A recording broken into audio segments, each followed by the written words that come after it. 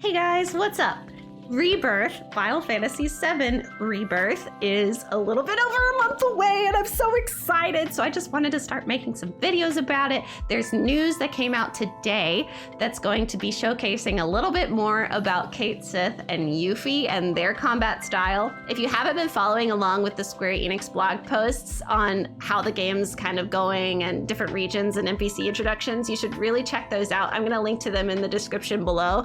But this newest one has me personally really excited because I just happen to be a huge Yuffie fan. If you know anything about me, you might know that I love ninjas and I love Yuffie and everything that she is, and her new key art today was so incredible. I'll probably put it up right here so that you can see it because it's so good. And if you compare the new key art to the old key art and see all of the beautiful details that they put, oh, just so freaking excited. But it is really interesting that in the old key art, she's standing what is clearly over Wutai versus in the Rebirth key art, she's not, which I think indicates to me that we might not be seeing Wutai until the third game. But just a tiny little side note there that I noticed just from the key art.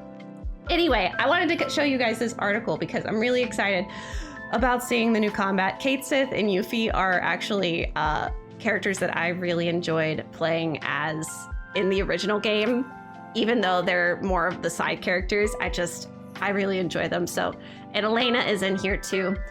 It's the start of the new year. What better to celebrate than with a new look at one of 2024's most exciting games. I love how they're low-key shouting out the fact that they won most anticipated game at the Game Awards, just from saying like, hey, you know, we are one of the most exciting games. We did get another trailer. It's very short, less than a minute long. We didn't really get a whole lot of new information in this trailer, I wouldn't say, so that's good news for those of you that were worried that it would reveal too much.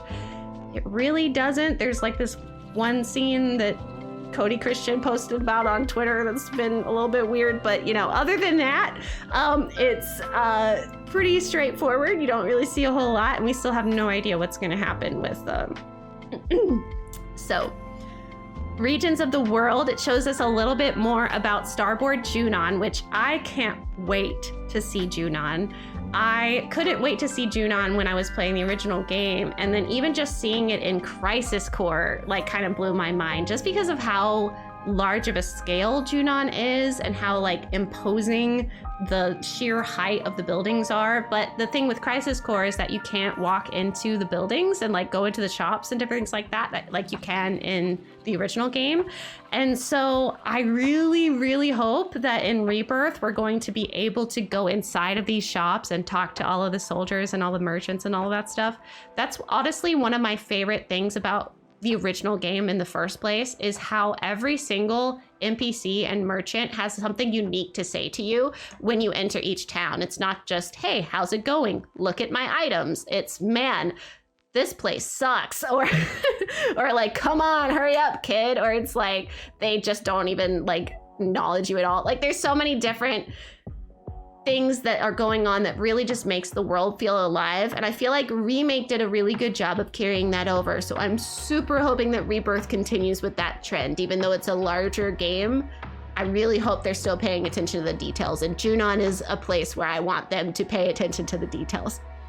Okay, another area that we get is Shinra 8, a Shinra cruise ship that ferries travelers between the planet's eastern and western continents. So they're clearly expanding this ship. Obviously, we know about the ship from the original game. We have the Barrett scene and like, you know, all of the good stuff on the ship, but we only had a short amount of time there. So it's very interesting to me that we're actually going to have an extended stay, because as you guys will see a little bit later, we're also getting introduced to an entire new NPC just for the ship. And they're going to be having, it says here, they play host to a Queen's Blood tournament, which apparently Queen's Blood is getting added to the game as sort of like Final Fantasy VII's version of like Triple Triad, that kind of thing. And so they will be expanding the amount of time you're probably going to be spending on the ship, especially if you engage in the mini game, which I think any Final Fantasy fan knows that if you play the card game, your play hours will probably double in size. So that's gonna be really fun to see. I love little side pieces of content like that, and I feel like Rebirth is gonna be full of that, honestly. Just beautiful, juicy little pieces of side content that really expands the world. Oh, I can't wait. Oh, I'm so excited. Okay, there's new characters, Cait Sith and Moogle. So they actually showed the full-size Cait Sith in this article, which I'm really excited about. I love how fuzzy Cait Sith's Moogle mount is. It's really great. I never imagined it as fuzzy. I always imagined it as like this smooth, hard, like metallic thing or something. I don't know. It wasn't clear in the original, but seeing it as this giant plush just makes me want to give it the biggest hug in the world. He's labeled as the gregarious cat, fights from atop his sturdy Moogle mount, provides both mobility and support during battle. And if you've seen any gameplay of Cait Sith so far, I love how much mobility he has. This tiny little cat just flinging around. Well, this actually, I think it's the Moogle. The Moogle like flings around this tiny cat. Anyway, it's a sight to behold. I'm very excited about it. And all of the link strikes that they've shown with Cait Sith have just been hilarious. Oh my gosh. I can't remember the one with Tifa, but I think that the Moogle mount throws Tifa as a projectile. I'm pretty sure. You can correct me on that in the comments, but I loved it. It was hilarious. When Kate's not duking it out, his high-tech helper aids him in hacking computer systems and telling fortunes. I forgot he was a hacker.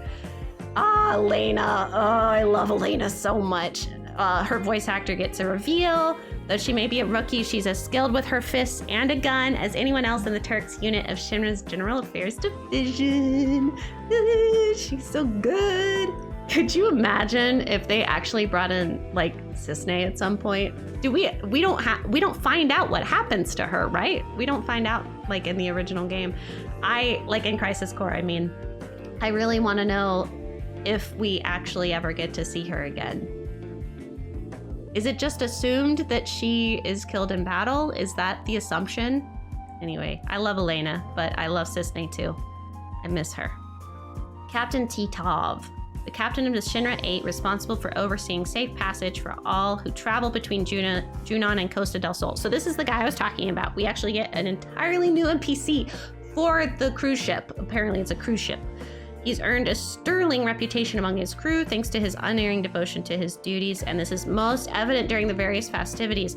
Apparently, he personally and passionately MCs, and I just think that is hilarious. The captain of this cruise ship is the MC for all of these events. I have to imagine that this guy's personality is gonna be fantastic. And that's what I'm trying to say. There's so many individual characters in the original game, and they're only giving us more in the remake. And I really hope that they pay justice to all of the side characters. Oh, there's so much that they could do. Yuffie, let's go. Okay, so we find out here her basic attacks quickly strike enemies with a large flowing star. The speed with which she attacks allows you to charge ATP faster than most. So we already knew a lot of this from Intermission because we did get to play as her in Intermission, but it is good to get a confirmation that she'll work the same way. So they do confirm here that Yuffie can still use all of her ninjutsu, and they say down here that the ninjutsu, whatever element her target's weak against, Yuffie has a ninjutsu spell for it. I was worried they were gonna kind of like nerf that in the full game, like so that we wouldn't have like an elemental solution to every monster, but I'm so glad that they're keeping it in. I feel like that's a really big pro to keep Yuffie in your party. I know for me, I'm probably gonna keep her in my party anyway, but you know, it's still cool. And then here they say that Yuffie actually has a doppelganger ability, and if you look carefully at this image, it's a little bit hard to see, but the doppelganger actually is a little bit like a doll. You can kind of tell that there's little, like where her knees are, the joints are just very clearly like a ball, like pivot, like almost like when you sketch like gestures and stuff, like it looks like that. It allows her attack in tandem with her clone, enabling her to exploit enemy weaknesses even more effectively. So basically she's getting Bunshin, which is a ninja ability from Final Fantasy XIV. I'm not sure if it's in other Final Fantasies in the past, but it's definitely a ninja ability in 14 where you have a doppelganger as well. But again, this one is more like very Final Fantasy VII, right? It's very much a literal doppelganger versus like a magical kind of thing. Like it's more rooted in that kind of sci-fi kind of energy. But oh gosh, she looks so good. I can't wait to play as her. This enemy also looks amazing, by the way. Just side note, I don't know which enemy this is that we're fighting, but it looks really, really good. And I can't wait to see all of the monster designs. Like, look at this guy.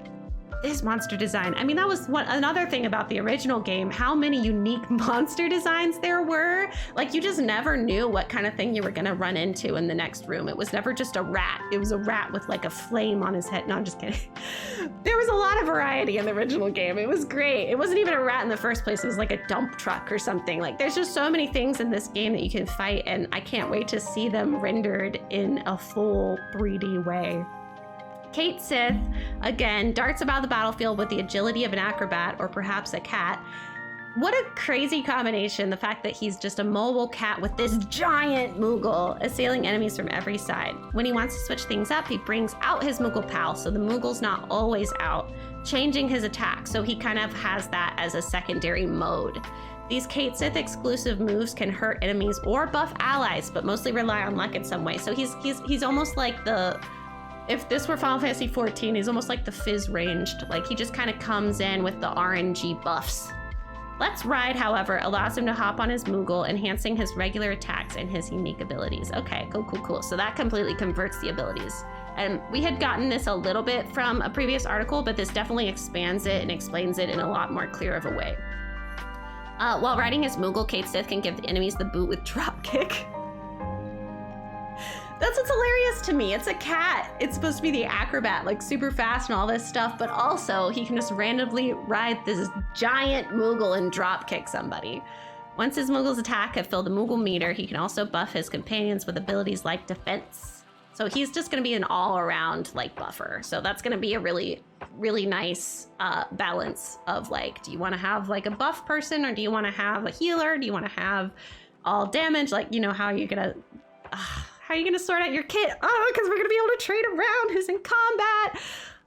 And they already confirmed that all of your allies are gonna be around as long as they're in your party still. You'll still kind of be able to see them in cutscenes and different things like that, even if they're not with you like in PHS. So that's gonna be really, really cool to see as well. I'm interested to see how they handle the combat of like where your allies are gonna be while you're in combat, because you still definitely can only control 3 at a time, but yeah, and the synergy abilities are gonna be so cool, you guys. Like, I can't wait to see how these are going to deepen the affinity between party members, as it says. And there's gonna be a lot more support, I think, in this game too.